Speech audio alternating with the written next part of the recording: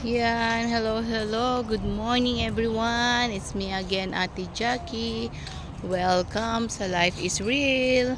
So, September 20, 24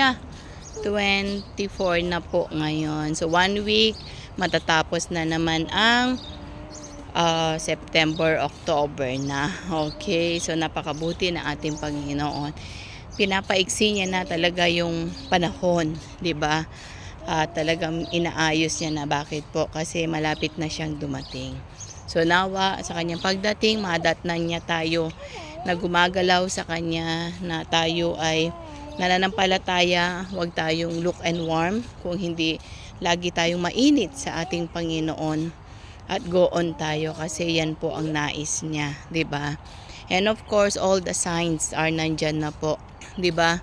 Mga wars, mga lindol, tagutom, 'di ba? Yung taghirap, yung mga talagang marami ng mga signs, no? And then yung mga sa Israel, yan yung mga gagawin doon. I think 2024 next year, yung yung anong tawag doon, yung red na cow or calf ba yun, na ano na nila. We go? Okay, yeah. Okay. Okay. Yan, sama ko kasi yung dalawang bata, nag-walking. Alam nyo na kami, daily routine namin ang walking, di ba? Daily routine namin ang walking dito. So yan, thankful sa Panginoon kasi talagang nandyan. So nawa po na nasa mabuti tayong kalagayan at waiting. Go on tayo sa mga pinapagawa ng Panginoon habang tayo ay naghihintay sa kanyang pagdating. Habang tayo ay, alam nyo, yung pagka nagpe-prepare tayo sa kasal, diba? Na parang parating we are all busy, na talagang gusto natin maging maganda yung kasal. Na ganun din po yung gawin natin, na habang hinihintay natin yung ating groom na si Jesus Christ, diba? Yung groom.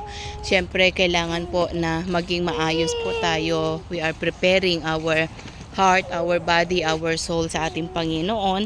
And of course, nagre-ready po tayo kasi malapit na po siyang dumating, at syempre kukunin niya tayong mga bride, 'di ba? Na ikakasal. Kaya napakaganda po na naghihintay tayo, at napakaganda po na talagang handa tayo na kukunin niya, at handa tayong maging maayos sa lahat.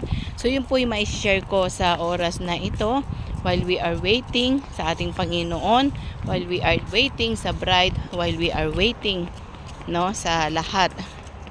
So napakabuti ng ating God na lagi tayong malinis, lagi tayong maayos, yung puso natin, yung nag-o-obey tayo, yung mga pinapagawa niya sa atin, yun po ang nais niya. So muli po, shalom and God bless you all. Bye for now.